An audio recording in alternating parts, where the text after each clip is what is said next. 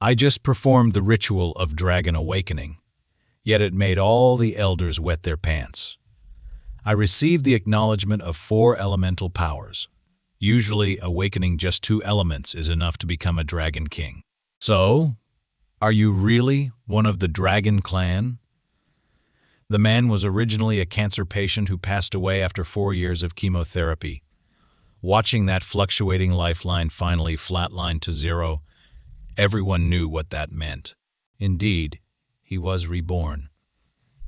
Looking at the strangely dressed man before him, he felt puzzled, but when he glanced at the mirror nearby, he froze in shock. Who is this person? Could it be me? I've been reborn as a dragon? Accepting this absurd situation, he agonized for several days, but he finally accepted this reality because this was a dragon standing at the pinnacle of the continent. In countless novels and mangas, there are no weak dragons. Being reborn as the world's strongest dragon race feels quite nice. Most importantly, dragons' lifespans are incomparable to other races. They live an average of 10,000 years. Compared to his previous life, this was undoubtedly the best gift. At this moment, he couldn't stop grinning. Just then, a man picked him up, and he was Iroh's father. "Now it's time for us to eat," he said. Soon, Iroh arrived at the dining table, but his heart was now struggling greatly because he never expected dragon food to be such slimy stuff. "Is this really edible?" Iroh would rather jump off the place than eat a bite. But now, as a dragon, he had to do as the locals do. Iroh quickly put the food in his mouth. "Oh my goodness, it's delicious. The protein content is 60 times that of beef." He hadn't expected dragon cuisine to be so good. Then his father beside him urged him to eat more, which stunned him. Dad's gaze was so mushy. Upon hearing this, he was thunderstruck. Who's Dad? Apparently, in dragon society, there's only the term father. Then he had a flash of inspiration. "In that case, you should call me Dad from now on. Come on, son." So Iroh shot him a look of extreme disgust. Is this guy an idiot?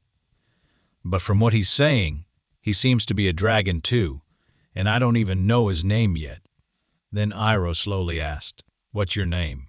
This broke his father's heart. "After a whole month, you finally asked your father's name. Listen well, son. Your father's name is Jellic." Hearing this, Iroh froze, because he felt this name was incredibly familiar. Could it be that Jellic, the world-destroying demon dragon? Now Iroh wet his pants. At this moment, he was trembling with fear, then immediately left this place because he needed to face something. He grew increasingly suspicious about this fantasy world. Soon, he arrived at the library. After consulting numerous books, it was just as he had suspected. The Howard Empire. This was the empire's name that appeared in the web manga he read before his death. So, he wasn't just reincarnated, but had entered that web manga. But how could his current gentle father possibly be the demon dragon? Just then, he recalled the manga's plot.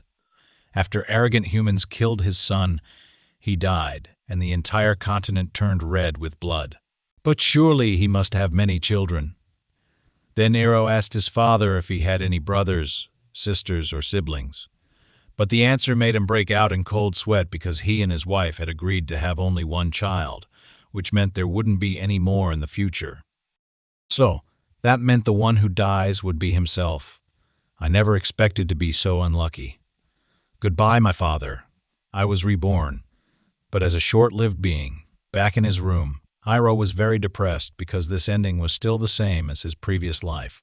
But should he just accept his fate, rather than helplessly waiting for death? Why not try his hardest to change things? Because his fate isn't entirely predetermined. Iroh clearly remembered the year Jellic became a demon dragon. From this, he could determine when he died. Dragon year 3589. And now it's year 390. So it's between his 498th and 498th and 499th year. If I can just survive past this time period, wouldn't I be able to change the plot? Then I can live on as a powerful dragon. Ha ha ha. Scene change. Now it's mealtime again, and Iroh's appetite shocked even his father. Dragon cuisine is really good. I can't mistreat my stomach in this life. I must be a strong eater. Meanwhile, a black beetle was quietly approaching, then landed on the food he was about to eat. Seeing this, his father instantly revealed his true form. "Son, stop eating," then swatted it away with one palm. At this, Iroh was very angry. "Hey, hey, hey, don't waste my delicious food." Only after Jellic caught the beetle did he breathe a sigh of relief. Although this insect poses no harm to adult dragons, it's extremely poisonous to young dragons. Hearing this, Iroh suddenly felt the urge to pee. "So I almost died just now." At this he realized he couldn't be careless anymore. Scene change. Iroh was leisurely reading a book in his hands. But unknown to him, danger was quietly approaching. A puppet soldier suddenly swung a giant axe at him. Just as he was about to meet his end, his father instantly appeared before him, crushing the puppet in one grip. Seems wearing enough diapers wouldn't help. Who could have imagined nearly dying twice in such a short time? Could I be cursed? And the following days confirmed his suspicion. On a clear morning, he stepped out of the castle for the first time. Just when he thought he could play happily, the sky suddenly filled with dark clouds. At this moment, he felt a sense of unease. The next instant, a bolt of lightning struck directly at him. So what the hell? But before he could recover, lightning struck him a second time. Well, now he wouldn't even need diapers anymore. But nobody would have thought there would even be a third lightning bolt. Was God really determined to take his life? And my old father could only hold my cold body and weep. "Son, how could you be gone?" Scene change. Now back in his room. Iroh was still shaken. Nobody could have imagined being struck by lightning 3 times in half a day. It must be the original plot forcing him to die. But there are still several hundred years until the death time, and it's supposed to be at human hands. Is it because I don't want to die now? So the plot is changing. Where are the stars? If I die now, would the demon dragon never emerge? At this moment, a pile of questions made him increasingly confused. But now, it wasn't the time to think about these things because he needed some countermeasures. Ways to protect himself. Then, he pushed open his father's door. "That's right, Daddy." So he directly reached out, asking Dad to bring out the family's life-saving equipment. "To my hourglass, Banshee Veil, Heart of Steel, bring them all." But Father informed him that his level was too low to use them now, and he needed corresponding attributes. "Good son, you can learn them in a few hundred years." But Iroh brought out his charm offensive. "I hate waiting. I want to learn now." Under his persistent coaxing, his old father finally agreed to his request. But before that, they needed to go somewhere first. Dragon children must visit the elders to understand attributes for the first time.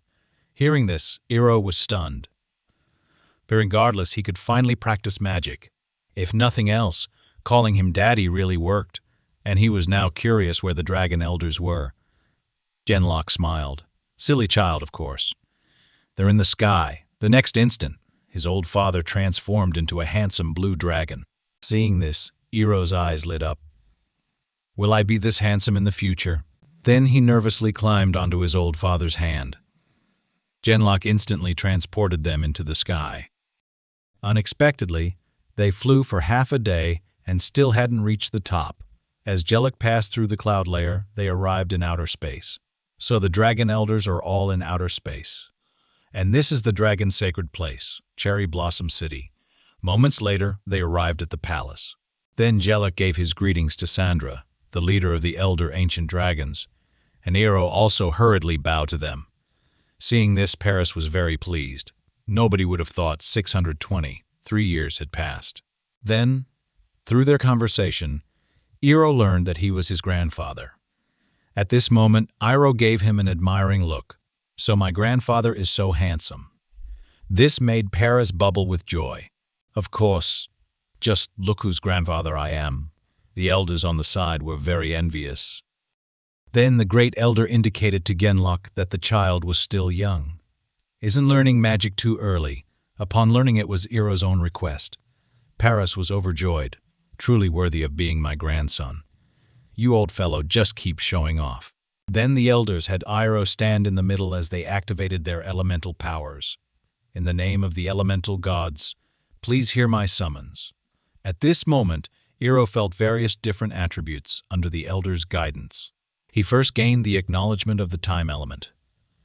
Hearing this, Genlock was startled because non-natural attributes are generally stronger than natural attributes. Just then, the power element in Paris's hand also showed a reaction. This delighted him. Who would have thought my grandson would have dual attributes? But before he could finish speaking, Elder Lotus's space element also reacted. This shocked even the great elder, because only the Super Dragon King Kiddas and Dark Dragon King Rothia possessed 3 elements.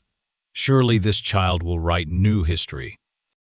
At this moment, another elder hurriedly indicated to everyone, "We missed one, the power of spirit." Currently, Iroh was still happily playing with the elemental powers. "Haha, all my precious babies." Just then, he noticed why everyone had gone quiet. When he looked up, he found all the elders staring with wide eyes. "So, are you really one of the Dragon Clan?" At this, Iroh froze. "What's going on?" His old father was so scared that it broke out in cold sweat. Scene change. He returned home. Iroh hadn't expected to awaken 4 elemental powers, which made those elders show such expressions. This must be an existence that breaks the balance. If that's the case, could he solve everything that happens in this work by himself? But what use is having such good talent if I might die before growing up? However, there's still hope. Although facing crisis is a fact, it's also an opportunity. I can only keep improving my abilities. Come on, brave little dragon, not afraid of difficulties. More importantly, he isn't Roy from the original work, and he has a general understanding of the manga's plot. What's puzzling Iroh now is between magic techniques and personal attribute skills, which should he learn first to better survive. After some thought, he decided to start both simultaneously. After all, this body is a dragon blessed with magical power and possesses 4 attributes. Just as he was about to start learning, unexpectedly, it was mealtime again. As the strongest eating dragon, not being enthusiastic about eating means something's wrong with your head. Although these spirit medicines are extraordinary existences, if ordinary, people ate them carelessly, they would explode. Dragon bodies possess natural magic that can transform it into their own attributes. All of this is related to the dragon heart. Iroh now just wanted to eat well to become strong. He didn't realize that eating could be tiring. Scene change. While Iroh was sleeping, a space tunnel suddenly appeared above him. Then, a fork appeared out of nowhere in the room. The next day, when Iroh got up, he suddenly fell, and that fork was standing right where he fell. This made him break out in cold sweat. What a ridiculous way to die. Seems he needs to be more careful in the future. Unexpectedly, it was mealtime again. But while he was eating, everything went black before his eyes. When he opened his eyes again, he was in bed. This made Iroh feel very strange. It feels like there's a gap in his memory, and the doll is fixed too. Then he hurriedly found Jellic and told him about these strange things. Hearing this, his old father was also stunned, then indicated Iroh not to worry because this is the sleep period every dragon must go through. Dragons experience it twice in their lifetime, and your first sleep period is approaching. It usually lasts about 100 years. Hearing this, Iroh was dumbfounded. Sleeping for 100 years. This is simply ridiculous. He was very resistant to this because he didn't have much time to learn. Anyway, to keep himself awake, he decided to list out things that make one sleepy. But unexpectedly, after persisting for a few days, he was already too tired. When he picked up his book again, Everything suddenly went black before his eyes. "Iro, you've got to hang in there." But when he opened his eyes again, his old father was already by his side. This puzzled Iro. "I just took a nap." But Jellic told him today was his 100th birthday. Hearing this, Iro was dumbfounded. It turns out just before this, Iro had fallen asleep without realizing. Seeing this, Genlock could only carry him back to his room. During this period, many strange things happened. Iro's room would collapse at intervals. It felt like someone was deliberately destroying it to protect Iro through his sleep period safely. Genlock sacrificed himself to protect him for a full 60 years. Then he began investigating the cause of all this, but found no clues at all. For this, he destroyed everything that could harm Iro and told Paris about everything. Paris indicated he needn't worry too much because a genius's growth is always accompanied by disasters. But whether gods or demons, Genlock would not allow anyone to harm his child. Scene change. Iro looked at his handsome self in the mirror and found he had indeed grown a bit taller. But he was curious why he hadn't been buried alive. After all, he had slept for 100 years. Did I not move while sleeping? It's really puzzling. But anyway, he had survived. Meanwhile, he also noticed that Dad looked much thinner. Thinking about it, he really had caused him a lot of worry. From now on, I'll be a good and obedient person. Another 100 years passed unconsciously. Iro finally had enough magical power to support transforming into human form. While he was practicing, a voice interrupted him. It was a starlight fairy. It turns out when Iro's sleep period ended, Genlock had given him a gift. But unexpectedly, a little person jumped out from inside. This startled Iro, and in an instinctive reaction, he was knocked flying because at the time, he thought it was a big fly. Seeing a Dragon Clan fairy was also very honored to introduce himself. From his words, Iro learned that a fairy's greatest wish in life is to serve the Dragon Clan. For this, they had prepared all sorts of attire just to show themselves. This made Iro stunned. Should living fairies be treated as dolls? He was very resistant to this and asked Genlock to send him back. But unexpectedly, Finn grabbed his tail tightly, begging to let him stay. No choice, so Iro could only keep him temporarily. Though their abilities are quite good, space magic can store anything, letting Iro fill his stomach anytime, anywhere. This feels not bad. Meanwhile, the sky suddenly filled with dark clouds. Iro hadn't expected it to come again, but he felt no fear at all because he has this stone that can absorb the thunder element, and he could also convert it into intermediate element stones.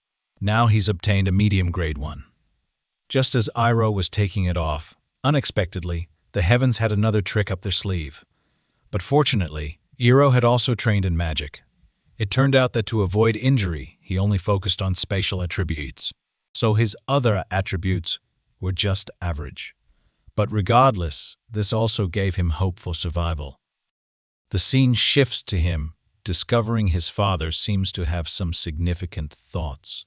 It turns out Elder Kaik is retiring this time. This made Iro very puzzled. Why was his dad going to Silver Eiffel City? Genlock scratched his head, saying he might go to take over his position there. At this, Iro gave a thumbs up. My dad is really capable. In the past years, it wasn't just Iro who had grown through constant training. Genlock had reached a realm that dragons couldn't surpass. Only someone of this caliber could be called the final boss. Under the enhancement of both evil and magical elements, he ultimately became the strongest dark magic dragon. But that kind of thing won't happen this time. Meanwhile, his father seemed hesitant to speak. This left Iro puzzled. It turned out that after taking over the elder position, he couldn't return home. Usually, dragons with children to raise would be excluded, but unfortunately, Genlock was an outstanding candidate, and he would have to serve for 10 years. At this, Iro was stunned. What? Just 10 years. You can go with peace of mind. It'll pass in the blink of an eye. I thought it would take hundreds of years, but now it's just 10 years. At this, his father was heartbroken. My son doesn't want me anymore. You're not expecting me to cry and cling to you, are you? His father laughed. Ha ha, how embarrassing. How could I? Won't you try to keep me here at all? Seeing this, Iro sighed softly. I'm not a child anymore. The scene shifted. His father was about to leave for Silver Flower City, so he kept reminding Iro to eat well and rest. But Iro couldn't take it anymore because his father had been saying the same thing for an hour. He would be late if he didn't leave soon. Then, his father took out a small package. It was a communication crystal. Iro just needed to use magic power to talk with him. Seeing this, Iro's eyes lit up. This sounds like a nice treasure. Then I should be able to contact Silver Flower City too. Hearing this, his father was immediately dumbfounded. I suppose that might work. Iro was speechless. A moment later, Genlock slowly flapped his wings, and while in the air, he still reminded Iro, "Good son, remember to miss your father." Iro sighed softly, thinking his father was acting like a fool. It turns out, Iro had learned from others that during his hibernation period, Genlock had protected him in his room for a full 60 years. He knew his father loved him dearly, so he wanted to quickly become stronger. But now, did this mean he would be alone from now on? He felt quite happy about this, but things weren't actually that simple, because he had received two troublemakers here. Poor Finn was caught in the middle, being fought over by the two of them. Finally, Iro had to step in to rescue her. They were actually twin siblings, but they always fought whenever they met. The sister was named Connie, and the brother was named Cheyenne. Their father had also been chosen to take over an elder position. Iro felt quite helpless about this. They were neighbors from the next mountain, but the siblings were also chatterboxes. Genlock was worried Iro would be lonely, so he had brought them over. Though they were quite cute, yes, cute to death. That kind of cute. This wasn't companionship. It was clearly sending over a pair of auras. Before Iro could finish one sentence, they had already fired off 10. Anyway, we came to play because we were worried you would be lonely. You're so mean. Then Cheyenne took out the toys he brought along. Seeing this, Iro was stunned. These weren't toys. They were clearly treasures. He immediately snatched them away and curiously asked, "Are these really your toys?" It turned out they had taken them from the warehouse. Iro was very suspicious. Did you really get Uncle Callow's permission? Their expressions had already betrayed them. You figured it out, haven't you? Iro looked at the magic sword in his hand. The spatial power on it was several times stronger than his, and there was a magic array on it, seemingly due to problems with the magic circuit. Although Finn also knew spatial magic, she was helpless in this case because the formation was several levels higher than her magic. Judging from the level, there seemed to be a large space inside. Hearing this, Iro burst out laughing. Must be incredible treasures inside. The scene shifted after an afternoon of repairs. The sword's formation was finally fixed, and the siblings were also very excited. As Iro used magic power, a transfer space suddenly appeared, and the entrance kept getting bigger. The next instant, they all entered the space. Unexpectedly, the magic sword was connected to this cave, but just then, the sword's gem emitted a thunderous sound and shattered. Seeing this, all three were dumbfounded. It's over, Cheyenne burst into tears. Iro broke my magic sword. Dad will beat me when he finds out. Then Iro asked Connie if she knew how to use the sword, but she didn't know how to use the sword, but she didn't know how to use it either, only knowing it belonged to her great-grandmother. No choice now that the gem was broken. They could only look for another way out. A moment later, they quickly reached the end of the cave, but unexpectedly, they were blocked by an ice wall. But this was no challenge for him. As Iro gathered magical power, the cave entrance was blasted open in an instant. They were stunned by the sight before them. It turned out to be a huge ice mountain, and ice mountains only existed in the easternmost region of the continent. In other words, they had arrived at a place thousands of miles away from dragon territory. In this world setting, there were 4 continents aligned side by side. Each continent maintained the same climate year, round. Spring continent had mild weather all year. Summer continent had a tropical climate with blazing sun. Autumn continent had cool weather, and finally winter continent with its harsh, bitterly cold climate. The dragons lived in the mountains of spring continent. Iroh became more certain of their current location. Well, this is great. We can't go back now. Brave little dragons shouldn't fear difficulties. But Iroh's heart was still in chaos, while the 2 behind him were still chattering away, completely unaware of the severity of the situation. Even flying wouldn't work here, because the fog would block a dragon's vision. Now just breathing was enough to make one gasp for air.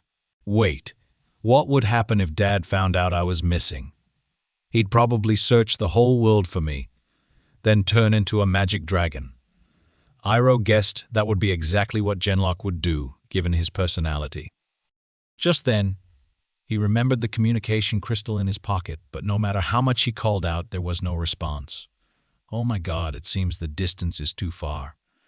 Then Iroh asked the fairy if they could just cross the Eastern Strait directly. Hearing this, Finn firmly rejected his proposal because the waters between these 2 continents had been contaminated by magic. Powerful magical beasts lurked inside, and even adult dragons could only stay away from it. Iroh was also curious how long it would take to get back across the continent. After Finn's calculations, it would take about 10 years. Iroh thought for a moment. Maybe they could make it home before his father returned. Then he explained the situation to the siblings. We must get back within 10 years. But we can't fly because if humans discover us, we might get captured. So we can only walk for 10 years to get home. Shauna was very confused about this. What will happen if we don't get back in 10 years?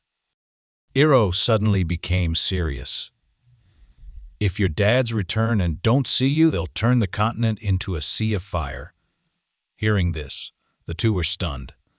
That's not such a big deal, they said.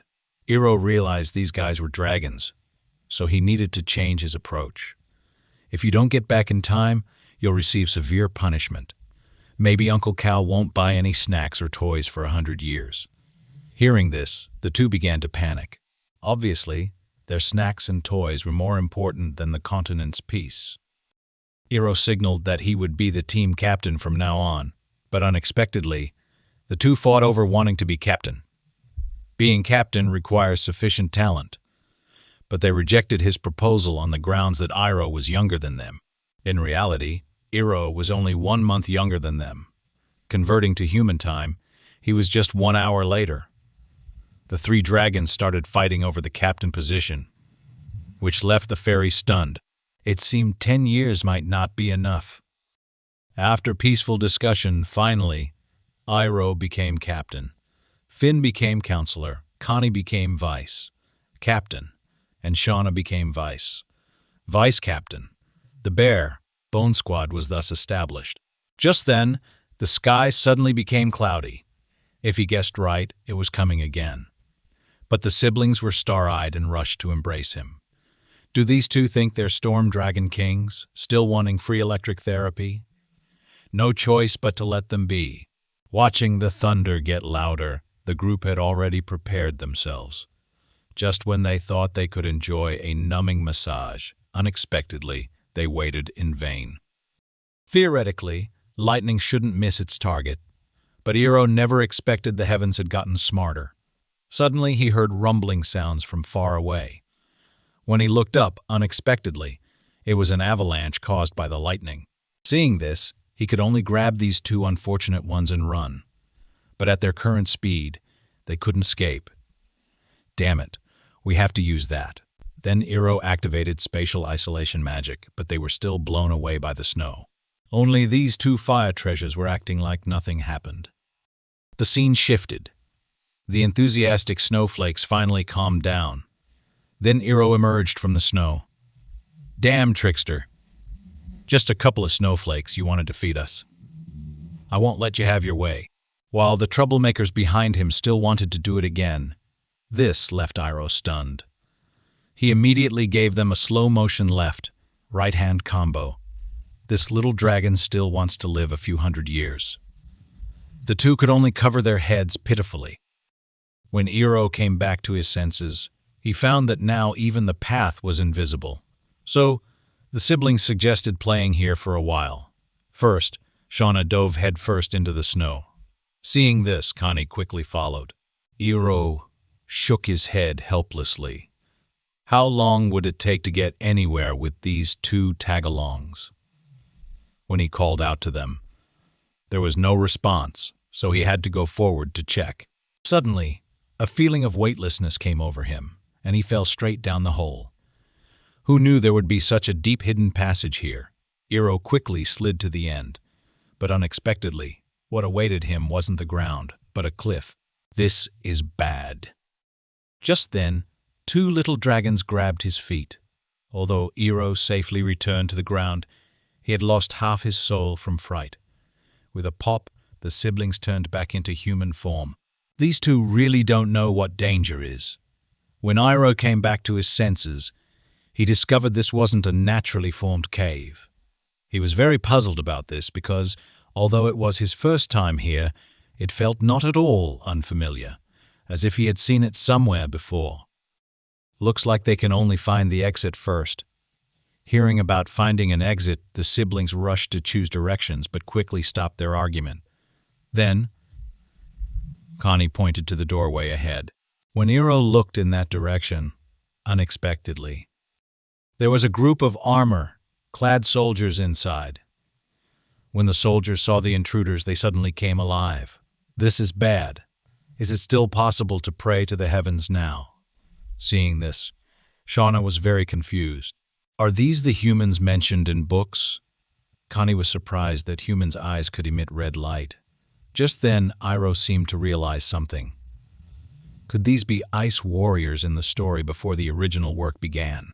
According to legend, King Galen Marsha, who saved the world from crisis, had his tomb guarded by ice. Iroh was very excited. Could there really be such a coincidence? If this is really the hero's tomb, wouldn't the things that appeared in the original work be here too?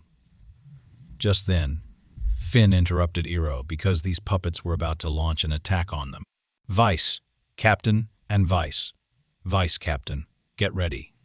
Give them a little lesson. The next instant, the two sprang toward the soldiers. Despite their harmless appearance, they were fiercer than anyone when fighting. Shauna unleashed a forward-slash attack, then swung his sword straight at the puppet. How could human weapons compare to dragon treasures? As the sword light flashed past, the puppet shattered. Unexpectedly, the first kill was stolen by her brother. Connie was quite unhappy. Then her eyes turned sharp, and she performed a dual sword sliding slash attack on the puppet. Brother is still brother. Iroh hadn't expected these two to perform so well. It seemed they weren't as idle as they appeared because these puppets had strength equivalent to level 2 warriors. Watching the endless stream of puppets, Iroh decided to speed up the cleanup. The next instant, time magic was released from his hand and wrapped around all the puppets' giant axes. After being restricted by time magic, the puppets couldn't swing their axes at all. The two knew Iroh had stepped in. Shauna understood Iroh's meaning and immediately picked up speed. Who knows whose subordinates these were, to be so fierce? In just the blink of an eye, only one puppet remained. This left the puppet dumbfounded. Don't we care about face anymore? Sword light flashed past. It was time to end this. Looking at the wreckage scattered on the ground, the two felt they hadn't played enough. Seeing this, Iroh indicated they shouldn't worry because he would take them to an even better place to play next. Hearing this, the sibling immediately became interested. The scene shifted. Iroh was leisurely enjoying dessert. Their performance had even stunned the fairy. Are these guys really children? Iroh, behind them, was responsible for giving warnings. Whether it was sudden incoming attacks or giant axes falling from above, even giant stones rolling down the corridor, Iroh predicted them all precisely. This again refreshed Finn's understanding of dragons. Indeed, one couldn't judge a dragon's strength by age. She was also very curious about where they were now. When she learned from Iroh's mouth, she was also very shocked. Is it really that Hero King Galen Marcia? Iroh gave an affirmative answer. The Hero King is buried here. These soldier puppets are proof. Just by clearing this place, we would get unexpected benefits. This was a place set up in the original work to train the protagonist team's abilities early on. In other words, beginner rewards. These mechanisms hadn't been destroyed yet, so he was certain the treasures were still here. My vice captains, prepare for the next battle. Soon, they arrived at the next checkpoint. The siblings were also very curious about this strange place. Iroh had also guessed this was the final checkpoint. There were 10 Olafs here. If that's the case, then just beyond that door ahead would be the hero's tomb. Before Iroh could speak, the siblings were already prepared for battle. Indeed, they were creatures with a dragon bloodline, showing no fear even when facing powerful enemies. Dragons, as living beings, were destined to reach the peak. After getting Iroh's permission, the siblings launched their attack while Iroh provided support from behind. Under the cooperation of the three, these Olafs had no chance to fight back. The fairy could only smile awkwardly. Anyone watching would think it was just children playing house. After this battle, the two troublemakers finally felt satisfied, and Iroh could hardly wait. All these treasures are mine. As the great door slowly opened, inside was indeed full of treasures everywhere. Seeing this, Shauna's eyes lit up because there were even more treasures than in his father's treasury. He immediately dove into the sea of gold coins. While everyone was marveling at getting rich, only Iroh remained unmoved because he had only one goal. That was Hero King Galen Marcia. The fairy hadn't expected that, after such a long time, his appearance would still look like a living person. Meanwhile, Iroh noticed some writing on the ice wall. It was actually ancient text, recording the process of how that era ended. Heaven and earth gave birth to creatures of light and darkness and called them good and evil, but they were all extremely proud beings. Every time war broke out, they wouldn't care about the tiny creatures below. Finally, under the dragon's leadership, humans pointed their swords at those who considered themselves gods. After experiencing long years, dragons and humans finally achieved victory. But Galen left a warning for the world. When dragons appear in human sight again, that will be when good and evil descend once more. Seeing this, Iroh was stunned. Was there really such a setting in the original work? Unexpectedly, there was a hidden plot, but now these weren't the main points. Iroh turned his gaze to the books on the ground. All of Galen's life learnings were recorded in them. A genius who reached the peak with a human body. In the original story, the protagonist Kendrick became the strongest using these. Now that he had obtained this knowledge, Iroh felt it wouldn't matter even if he gave up all the other treasures. However, leaving so many gold coins here seemed a waste. It would be better to take some for emergency use. But just then, Iroh sensed movement behind him. When he turned to look, unexpectedly, cracks were appearing in Galen's ice block. The next instant, it shattered completely. Seeing this, Iroh felt something was wrong. Had the Hero King awakened? But there was no such plot in the original story. This made the siblings feel scared too. When they learned from Iroh that it was the Hero King, they were startled. Could it be the legendary Galen? Iroh signaled for them to run quickly. But before they could react, Galen had already begun swinging his giant sword. At this moment, Iroh's body couldn't move. Is this the power of max level? Damn it, I can only use all my strength to fight. The next instant, powerful energy quickly gathered in his hand, while the Hero King's sword also swung down. As Iroh threw out the energy, the attack went straight through Galen's body. Did it work? But Galen's sword energy didn't stop. Instead, it slashed straight toward Iroh. The erupting momentum was enough to destroy heaven and earth. The flat ground instantly became a mess. As the smoke slowly cleared, only a huge chasm remained. This left the fairy feeling completely devastated because she thought Iroh had been killed, but that wasn't the case. When the attack came, Iroh also thought he was done for, but a moment later he found he hadn't taken any damage. Seeing this, Finn's worried heart finally settled. Iroh also didn't know what had happened. When everyone came to their senses, they found the entire cave had been split open by Galen's great sword. This left Iroh dumbfounded. Could humans really reach such heights? Meanwhile, he noticed Galen's hands. It seemed he deliberately changed the attack's direction. Then his sword fell straight down. As he was dissipating, he told Iroh to beware of the demon race. But Iroh couldn't hear clearly what he was saying. Seeing the cave about to collapse, he had no time to think more. He immediately transformed into dragon form. While the siblings hadn't recovered yet, Iroh signaled for them to transform quickly. The three little dragons flew straight for the collapsing cave entrance, but there were still many huge ice blocks blocking the way ahead. Iroh immediately gathered magic and blasted the ice blocks. Just as the entrance was about to be covered, they successfully escaped. What a close call! Iroh hadn't expected why the Hero King didn't kill them.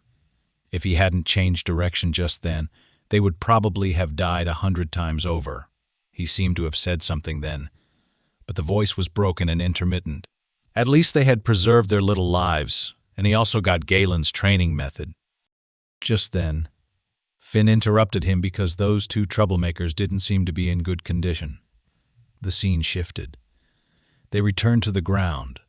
The siblings were still whimpering and crying. Iroh knew they must have been scared. After all, even he was still shaken. Then he took out 2 spirit fruits to comfort them because they had all used up their magic power. This was also Iroh's first time using up all his magic power since reincarnating. After eating their fill, it was time for a comfortable sleep. Just as Iroh lay down, the 2 troublemakers snuggled over. Good night. The scene shifted to the next day. The siblings had regained their usual smiles and happily started having a snowball fight, as if yesterday's events had never happened. Dragon mentality really was something else. Meanwhile, Iroh felt something strange. Places like this usually had monsters roaming about, and in this extreme cold, whether they should come out to forage, not a single one could be found. Hearing this, the fairy was also stunned because the master had dragon aura on him. Even powerful monsters wouldn't dare to approach, so that was the reason. Just then, Shauna interrupted him because he saw smoke rising from the mountain opposite, so they decided to go check it out. But when Iroh arrived, he was shocked because this village seemed to have been attacked. When Iroh went to search, he couldn't find any survivors. Looking at the fierce beasts on the ground, he could guess what had happened.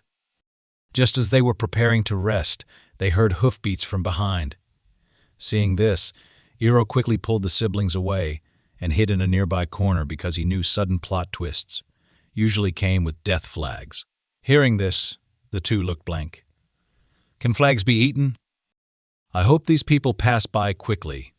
Then a man came down from the carriage. He was the lord of this area. Seeing such a tragic scene, the lord gestured for his lady not to come out, but she still dragged her sick body out as the lady of the land. In this domain, I have a duty to comfort their souls. Seeing the scene before her reminded her of the son they had lost. Then the lady asked if there were any survivors. The commander shook his head helplessly. These fierce beasts somehow went berserk suddenly, and none at the scene survived. But just then, a strange sound came from the side. This left Iroh stunned. Who knew Shauna's hiccup would be so loud? The next instant, soldiers surrounded them. Damn it, he knew there would be a twist. Then the commander signaled for those hiding behind to come out, but there was no response. So he swung out a sword beam. The wooden boards behind Iroh shattered, and the fairy was knocked flying as a result. But the commander looked panicked because he hadn't expected 3 children to be hiding there. Just then, Iro suddenly thought of something and immediately burst into tears. This left the two stunned. What was going on? Then Iro signaled with his eyes, and the two immediately understood his meaning. Quickly catching on, they started wailing too. Who wouldn't soften their hearts seeing this? The Baroness came forward and held them in her arms. It looked like these two had plenty of acting experience. They could win little Oscars. So, the Baroness suggested taking them back to the Baron's mansion first. The Baron also agreed with her view. After all, several children couldn't survive on their own. Hearing this, Iro was stunned. They weren't really going to take them back, were they? The scene shifted. Iro and the others appeared in the Baron's mansion. He had originally planned to just pretend briefly, but he hadn't expected these two to be such good actors. The Baron and his wife were also kind-hearted people. He could only take it one step at a time now. Just then, a splash of hot water suddenly hit his face. These two troublemakers could really play anywhere. I really envied how they didn't have to worry about anything. A moment later, everyone had changed into new clothes, and the Baroness had prepared food for them. The two instantly transformed into champion eaters. How could they adapt so quickly? It was just like they were in their own home. Meanwhile, on the other side, Finn was following Iroh's aura to track him down. Soon, she found his location. The scene shifted. When Iro got up to check, he heard the Baron and Baroness's conversation. He learned from their talk about how they lost their child. So this is why they're being so kind to us. But their next words left Iro at a loss, because the Baroness wanted to treat them as her own children. The Baron's family was one of the strongest families in the Winter Continent. Becoming their adopted children meant they would instantly become a core figure in this country. The Baron must be struggling with this matter too. It seemed the Baron's obsession with losing her child was too deep. He needed to find a way to leave before things got more complicated. Just then, Iro heard movement outside the window. When he looked, surprisingly, it was Finn. She explained that she had encountered some small issues on the way, but, fortunately, there was no real danger. Just as she indicated, Iro could leave. Iro said he wanted to stay a few more days. Hearing this, the fairy was very puzzled. It turns out after learning about the Baron and Baroness's situation, Iro wanted to help them. After all, they had been so kind to them, and leaving directly would feel wrong. Then the fairy quickly thought of a solution. Since dragons value first encounters very much, and Iro and the others were their first encounter, why not give them a child? That would solve everything. Iro scratched his head. Children aren't so easy to produce. Just then, he suddenly thought of something. Giving them a child didn't mean it had to be right now. As long as they had a child, the matter would be resolved. Then it was time to implement the plan. The scene shifted. The siblings found the Baroness. They were responsible for keeping the lady company and playing. They could surely handle this. Soon, Iro went to the other side because the Baron looked more serious, so he would take charge of that. The Baron hadn't expected the child before him to not fear him at all. He felt just like the child he had lost, and he showed a long, absent smile. Seeing this, both servants were very moved because they hadn't seen the Baron so happy in a long time. The scene shifted. Iro was organizing today's collected information. This was to understand the Baron and lady's contact times, but Connie was very confused about this. What did today's tasks have to do with having children? Iro confidently shook his head. You're too young to understand. After losing their child, the Baron and his wife had grown distant, so they needed to bring them closer together, help them walk out of their pain, and then naturally create history. This left the two stunned. Why write history at night? Then Iro took out a stack of books, 1,000 magic potion crafting manuals. It turns out earlier, when Iro was researching methods to improve spirit medicine effects, he accidentally discovered it in his father's room. but got scolded for it. Who knew it would come in handy now? A love potion prepared for estranged couples. Just a few drops would make the flames burn bright, with a success rate reaching 100 a secret. Then Iroh opened a secret space. Now they could start crafting the potion. The scene shifted. After the potion was ready, Iroh handed the task to Finn and reminded her to remember to just sprinkle a few drops on the Baron and Baroness's food. But when the fairy reached the kitchen, she had a problem because she couldn't tell which foods were for the Baron and Baroness. Then, she had a bright idea. Just sprinkle it on all the food, whether vegetables and fruits or grains and flour. She even sprinkled half a bottle in the water source. Mission accomplished. The scene shifted to the next evening. Iroh could hear happy laughter everywhere. To ensure nothing went wrong, he secretly hid behind the room to check the situation. The Baron and Baroness somehow found the weather unusually hot that day, and even their hearts were racing. After the Baron broke through the barrier, the two returned to their former sweetness. Iroh, outside the door, was very satisfied. Looks like the plan worked well. Just then, the two troublemakers also came over. This gave Iroh a fright. To avoid disturbing the Baron and Baroness, he immediately dragged the siblings away. The scene shifted to the next day. The maids were frantically searching the rooms in panic. When the lady learned the children were missing, she became very nervous and immediately pushed open the room's door.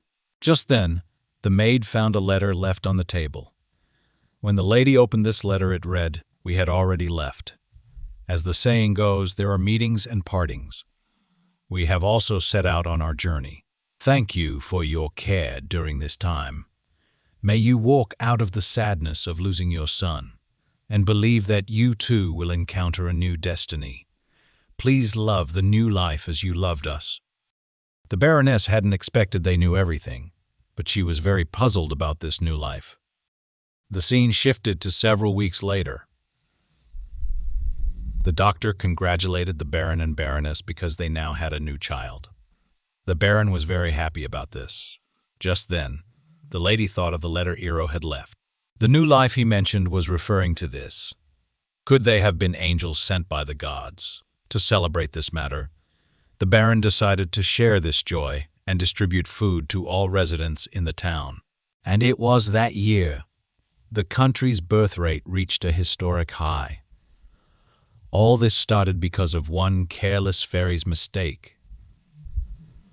But it also gave this country a great gift.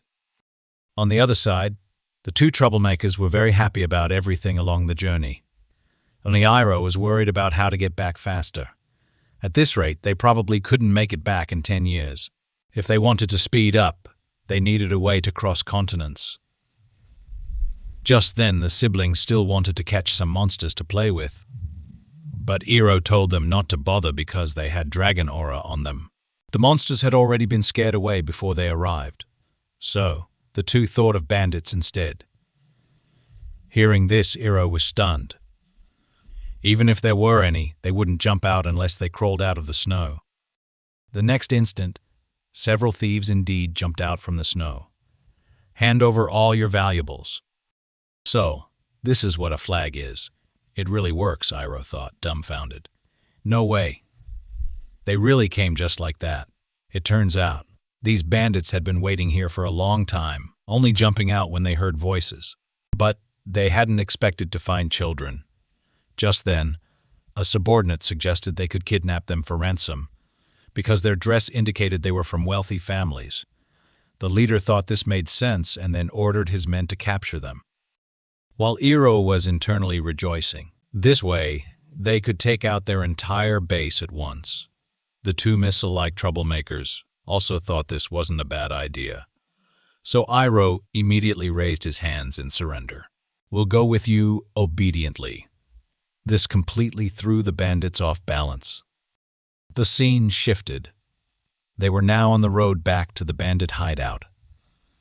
But the subordinate felt something was very wrong because these children showed no sign of fear. Instead, they seemed to be treating it like a fun outing. A moment later, they finally arrived at the bandits' headquarters. It appeared to be a very peculiar building. The siblings were quite excited about it. Iroh also noticed that the stones of this cave dwelling were quite unusual. Was this really a bandit hideout? Seeing this, the subordinate behind them was very proud because this was personally carved by their boss. But at this moment, One Eye interrupted him because this matter couldn't be leaked to outsiders. Shortly after, they were all locked up in an iron cage, watching the fat man slowly walk away.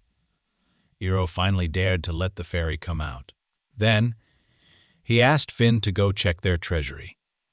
Meanwhile, the siblings were feeling quite bored. Iroh indicated they shouldn't worry because something fun was about to happen. Surely the bandit storehouse must have many treasures. The scene shifted. One Eye was reporting to their leader, Pablo, about capturing several children with their worth. They could definitely make a lot of money. Pablo was very pleased. He then went to check on his little moneymakers. He carefully sized up the group. Looking at their clothes and appearance, he was certain these children were from wealthy families. While looking at the leader, Pablo also felt incredulous because, judging from his magical flow, the leader was at least a level 3 warrior. Having such power, it seemed impossible he would choose to be a bandit. Pablo felt chills all over.